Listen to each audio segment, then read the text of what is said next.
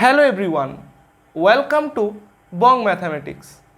আজ তোমাদের জন্য লিনিয়ার অ্যালজেব্রার উপর একটা ভিডিও নিয়ে চলে এলাম।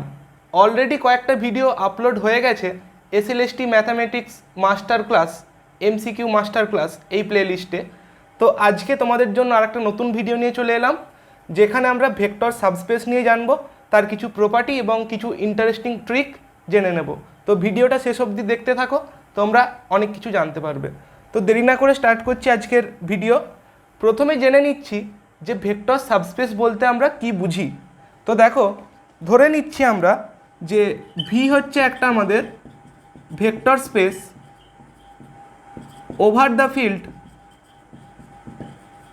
F, over the field F with respect to addition and multiplication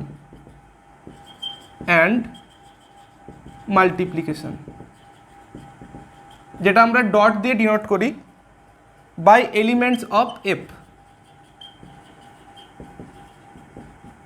তাহলে বলা হচ্ছে যে যদি আমাদের একটা W be a non empty subset of V, প্রথমে ধরে নিলাম যে ভি হচ্ছে একটা vector space over the field F with respect to addition and multiplication, এবং আরও ধরে নিচ্ছি যে ডব্লু হচ্ছে ভি এর একটা নন এমটি সাবসেট।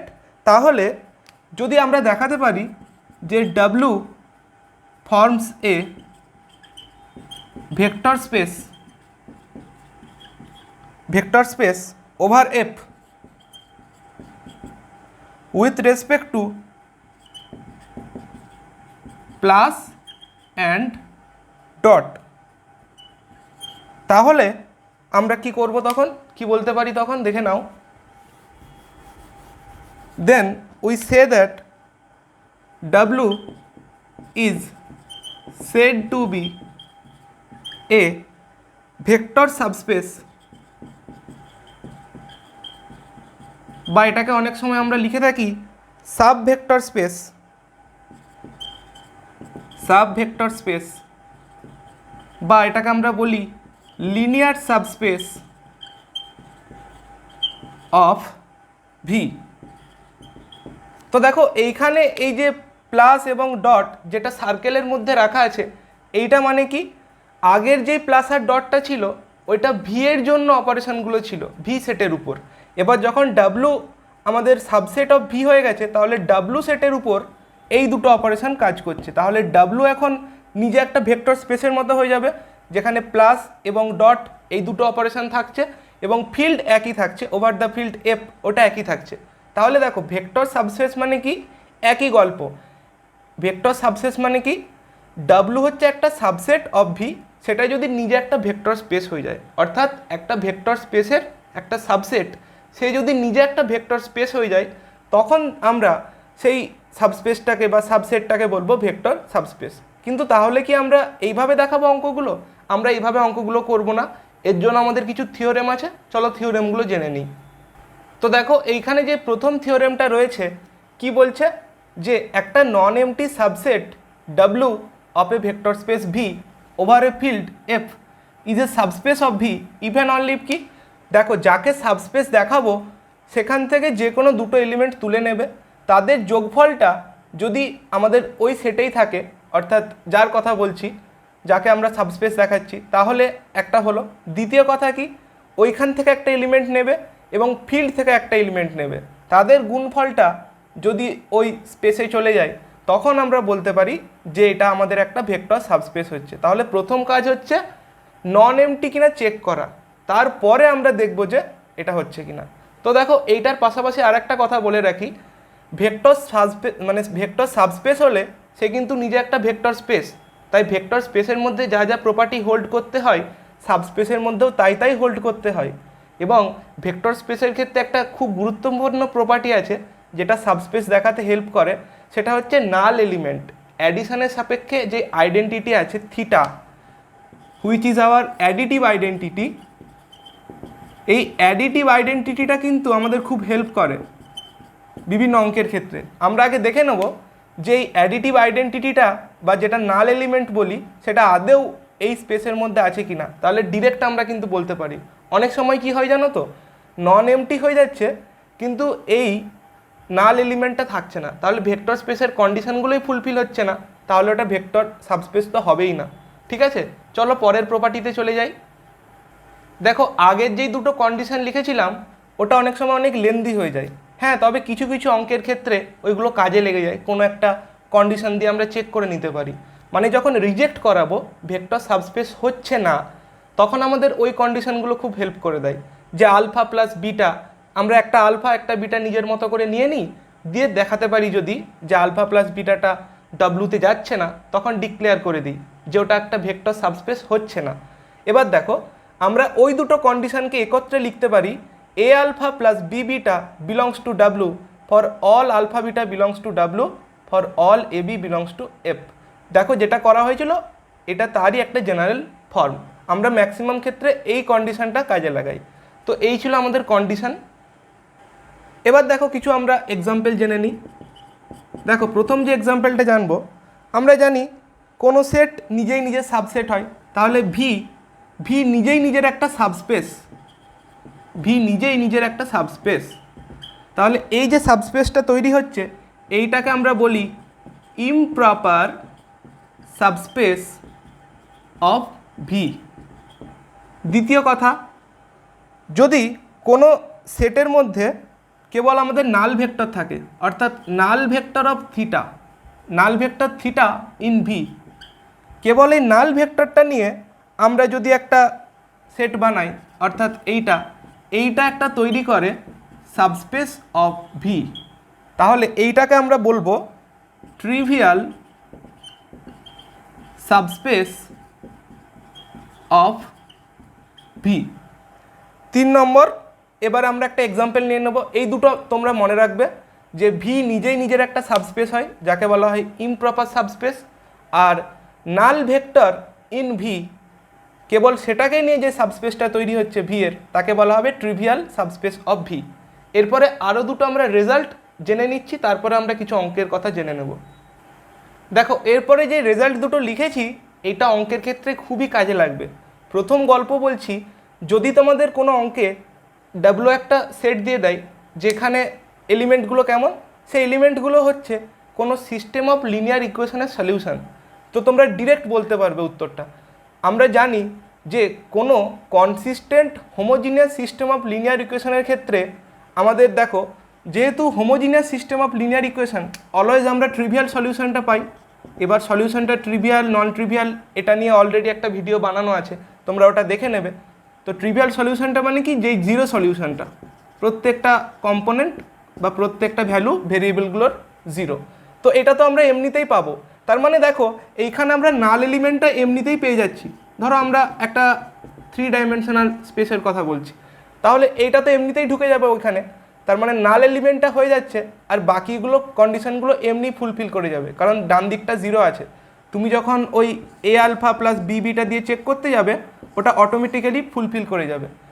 তো এই অঙ্কগুলো শর্ট ট্রিক কি, তুমি যদি দেখতে পাও যে consistent homogeneous system of linear equation আছে, তার মানে তোমার অলওয়েজ এটা কিন্তু একটা ভেক্টর সাবস্পেস হবেই হবে।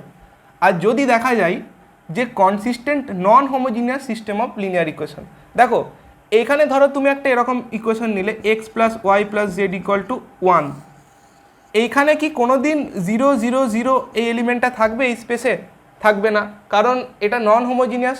0 0 0টা কোনো দিনের সলিউশন হয় না, যার ফলে এরকম কোনো অঙ্কের ক্ষেত্রে তুমি নাল এলিমেন্টটা পাচ্ছ না, তার মানে এটা কোনো ভেক্টর স্পেসই ফর্ম করবে না, তবে ভেক্টর সাবস্পেস তো এমনিতেই হবে না। তো এইগুলো এই ধরনের অঙ্ক করার জন্য খুব ইজি উপায় এবং কুইক উপায়ে তোমরা অঙ্কগুলো করতে পারো। এবার দেখো কিছু আমরা এক্সাম্পল জেনে নিচ্ছি। তোমাকে ধরো জিজ্ঞেস করলো একটা question, which of the following is A subspace of R3।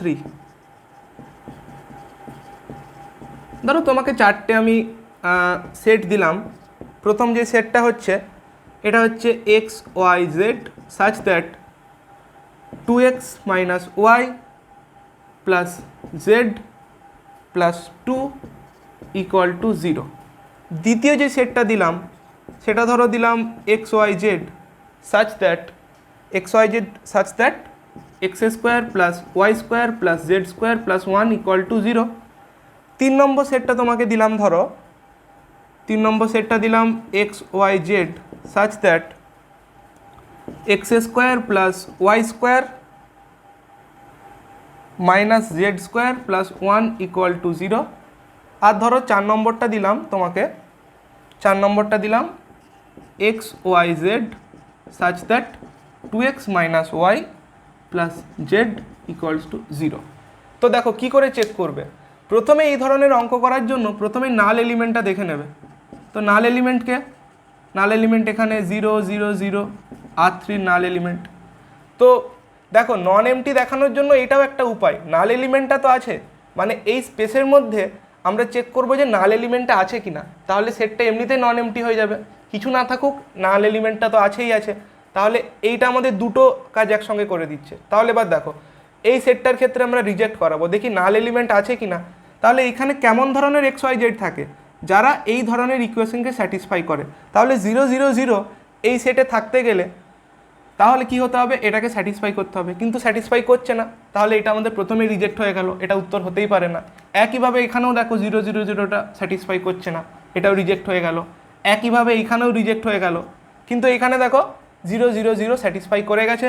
আর এমনিতেও এটা homogeneous system of linear equation, তো তার ট্রিভিয়াল সলিউশন থাকেই থাকে, এবং তার যে সলিউশনগুলো আমাদের পাওয়া যায় সেটা একটা ভেক্টর স্পেস তৈরি করে থিওরেম অনুযায়ী। তাহলে এইটাই আমাদের উত্তর হয়ে যাবে, অপশান ডি। তাহলে এই ধরনের অঙ্ক তোমরা ইজিলি এভাবে করতে পারো।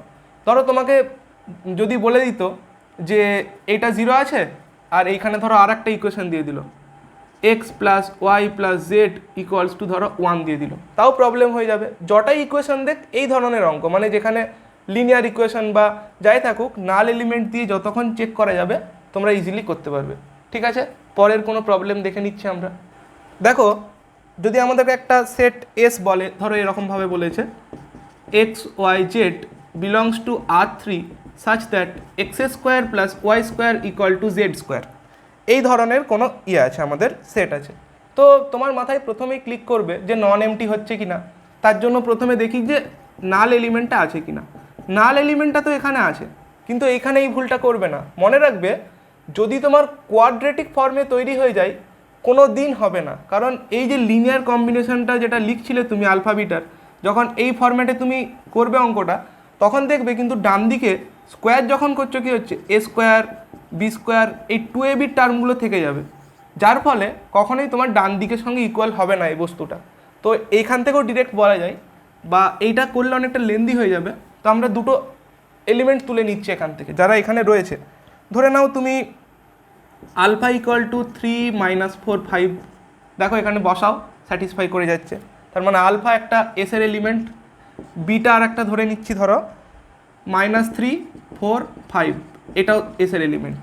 ঠিক আছে, তো আমাদের কন্ডিশন কি বলেছিল সাবস্পেসের জন্য, আলফা প্লাস বিটাটা যেন থাকে ওইখানে।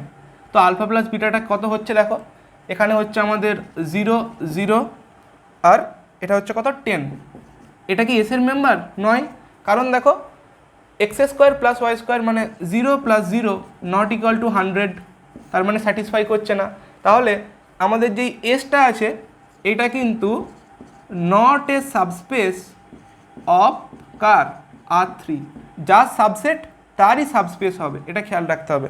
তাহলে সাবস্পেস অফ R3 কিন্তু হচ্ছে না। ধরো তোমাকে আমি আর একটা এরকম এক্সাম্পল দিলাম যে তুমি কেমনভাবে করবে, যে S equal to x y z belongs to R3 such that x plus y plus z equals to 1। দেখো এই অঙ্কটা করার ক্ষেত্রে তোমার আর কোনো প্রবলেম হবে না। তুমি বলবে যে স্যার এখানে তো আমরা 0 0 1টা পেয়ে যাচ্ছি এসের মেম্বার হিসেবে, তাহলে এস সেটটা তো নন এমটি হয়েই যাচ্ছে। কিন্তু ব্যাপারটা হচ্ছে যে নন এমটি হলেই তো হবে না, ভেক্টর স্পেসও তো হতে হবে তাকে। দেখো এখানে নাল এলিমেন্টটা নিজেই কিন্তু নেই, এখানে নেই, তাহলে ডিরেক্ট আমরা রিজেক্ট করিয়ে দেবো। তাছাড়াও এটা কি, এটা একটা আমাদের হচ্ছে system of non homogeneous linear equation. এটা তো নন হোমোজিনিয়াস, কারণ ডান দিকটা 0 নেই। হোমোজিনিয়াস হলে ডান দিকটা 0 থাকে। তখন ট্রিভিয়াল সলিউশন অর্থাৎ 0 0 0টা স্যাটিসফাই করে যায়। আর যদি তোমার নন হোমোজিনিয়াস হয়, ডান দিকে যেহেতু 0 থাকছে না, যার ফলে 0 0 0টা কোনো দিন স্যাটিসফাই করবে না।